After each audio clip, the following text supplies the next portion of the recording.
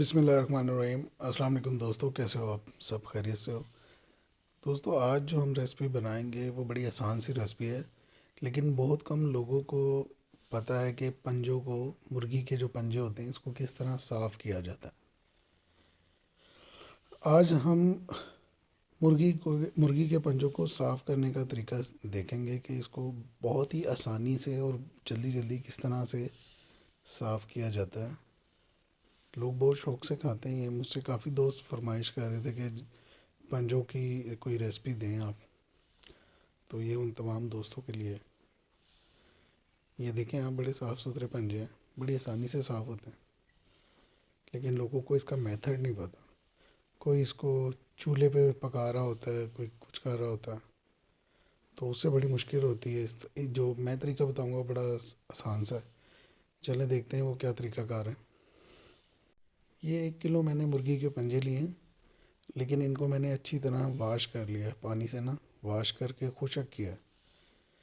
असल में जो पंजे सही तरीके से साफ़ होते हैं ना, वो वाश किए बगैर होते हैं।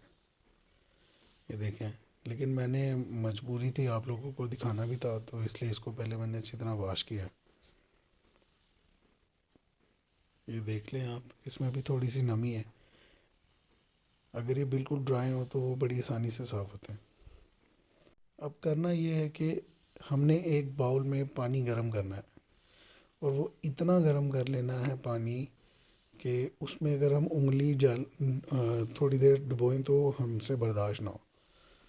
ये देखें, और उस पंजे को हमने उस पानी में डालना है तकरीबन 5 सेकंड के लिए, सिर्फ 5 सेकंड के लिए। ये देखें, 5 सेकंड बाद इसका जो स्किन है जिसको हम साफ़ करेंगे वो बहुत ही आसानी से उतर गया। ये देखें आप, इसका तरीका सबसे आसान और सबसे वैलिड तरीका यही है।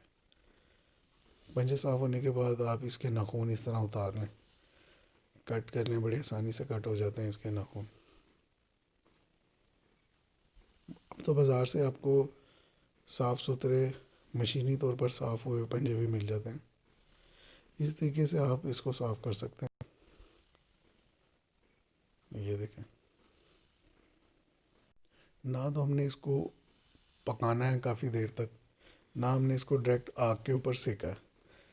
इसको सिर्फ हमने 5 सेकंड के लिए पानी में डिप करना है, गर्म पानी में। पानी इतना गर्म रखना है कि आपका हाथ उसमें जले।